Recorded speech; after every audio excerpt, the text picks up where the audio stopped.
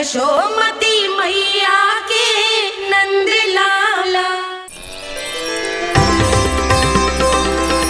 लल्ला आप सबसे मिलने के लिए तैयार हो रहे हो?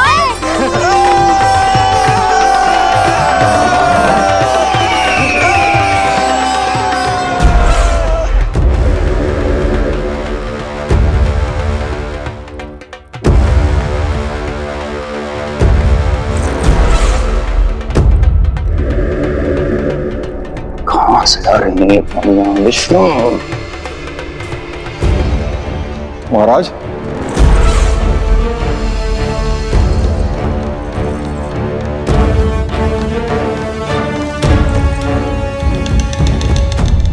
आप सबने कुछ वर्ष पूर्व हुई आकाशवाणी के विषय में तो सुना ही होगा।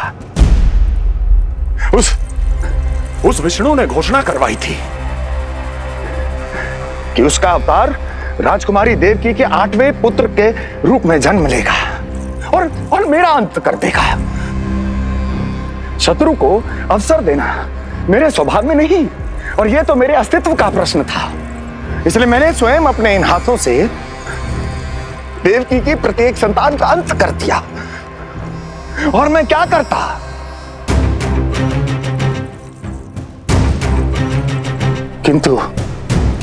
किंतु कल रात्रि तू मुझको क्या मारेगा?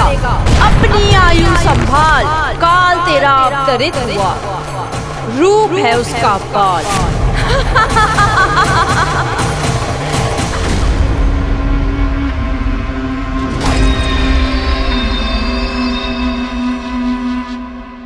ध्यान देना यशोदा मैया, तेल लगाने के बाद ही असली मालिश प्रारंभ होगी।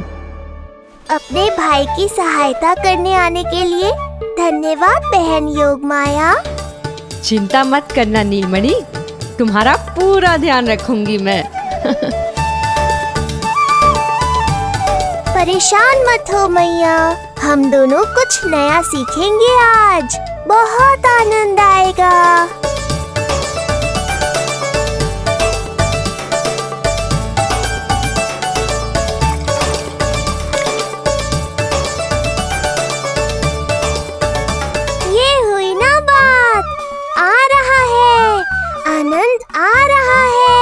ऐसे ही करती रहो योगमाया। कोमलता से लल्ला के हाथ पैर को ऐसे दबाना होता है। मुझे तो लगा था ये सब आसान होगा। क्या कर रही हो योगमाया? मेरे तन को ऐसे क्यों मरोड़ रही हो? ऐसे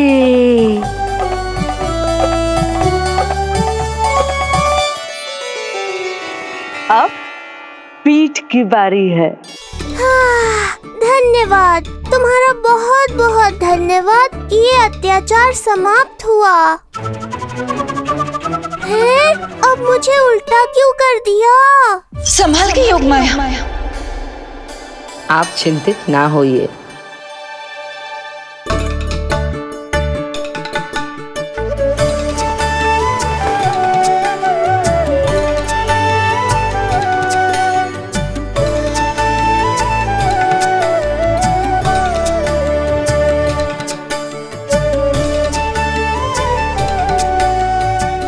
और कुछ बाकी है क्या बहन? रीढ़ का शक्तिशाली होना बहुत आवश्यक होता है।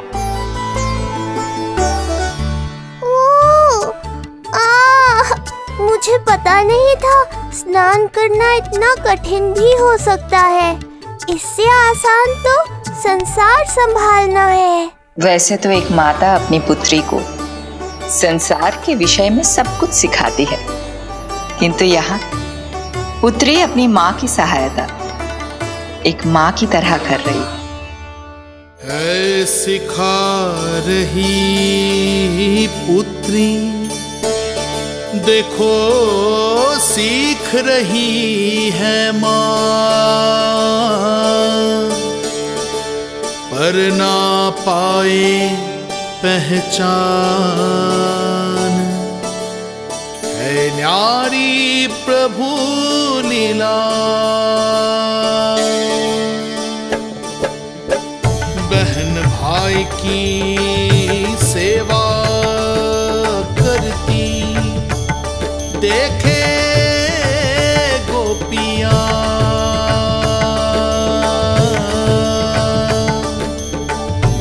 संबंध अनोखा सबके सम्मुख, पर कोई जाने ना,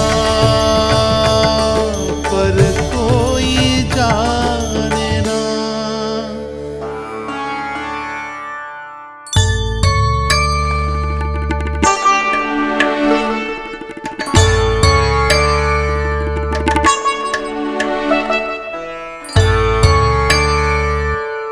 सूर्य देव की किरणें लल्ला पर पड़ने दो मैया। धूप से ही तो इसे आवश्यक शक्ति मिलेगी, जिससे इसकी अस्थियां और तन शक्तिशाली बनेगा।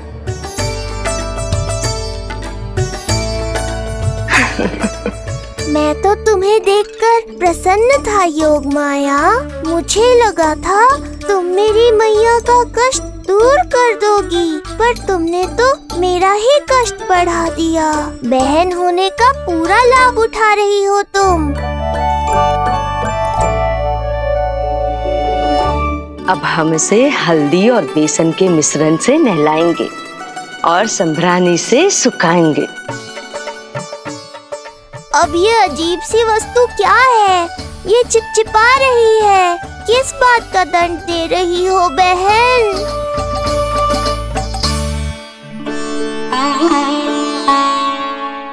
मुझे पता है आप बहुत चिंतित है यशोदा मैया, पर नारायण पर भरोसा रखे, सब अच्छा ही होगा।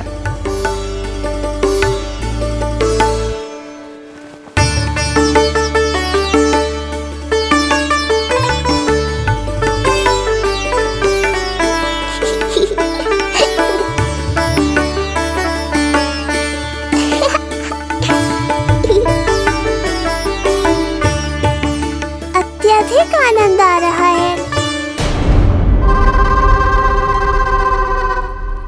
इतनी सावधानी के बाद भी वो कपटी विष्णु मुझे धोखा देने में सफल हो गया। दुष्ट है वो, छलिया है, और मुझे पूरा विश्वास है कि वो एक बार फिर छल का प्रयोग करके जीत जाएगा। मार डालेगा वो विष्णु मुझे। आप सभी भली भांति परिचित हैं मुझसे, जानते हैं मेरे स्वभाव को। जब जीवन पर संकट हो तो अभिमान अर्थहीन होता है।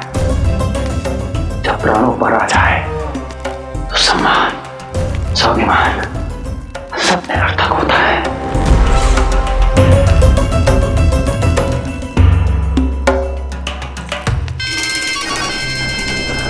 किंतु सत्य ये है कि आज मुझे भय लग रहा है। महाराजाधिराज कंस, जिसकी एक हुंकार पे संपूर्ण संसार कांप उठता है, आज उसे भय लग रहा है। ये आप क्या कह रहे हैं महाराज? भय आपके सम्मुख भटक भी नहीं सकता। क्या आपको स्मरण नहीं हम आपके मित्र कैसे बने थे? मैं भौमासुर, ये बकासुर, और वहां बैठे वत्सासुर और वाणासुर। जीवन भर में जो भी हमारे सम्मुख आया, हमें उसे यमराज के पास भेजने में एक क्षण भी नहीं लगा। किंतु फिर वो हुआ जिसकी हमने कल्पना भी नहीं की थी। विश्व विजयी असुरों को आपने सहज ही पराजित कर दिया। एक ऐसा अभूतपूर्व योद्धा महाबली कंस आज भयभीत हो रहा है। यह संभव है महाराज। जिसने आपको भयभीत करने का दुस्साहस किया है, उसके प्राण हरने का समय आ गया है महाराज। विष्णु के विरुद्ध हम सभी आपके साथ हैं। महाराज, तुम सबकी मित्रता मेरी शक्ति है। इसलिए मैं चाहता हूं कि तुम सब उस विष्णु अवतार को ढूंढने में मेरी सहायता करो। सोचो, कैसे खोजा जा सकता है उसे? कहां मिलेगा वो? विष्णु! विष्णु! विष्णु!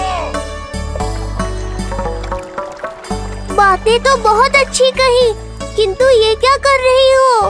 मत डालो। नहीं नहीं।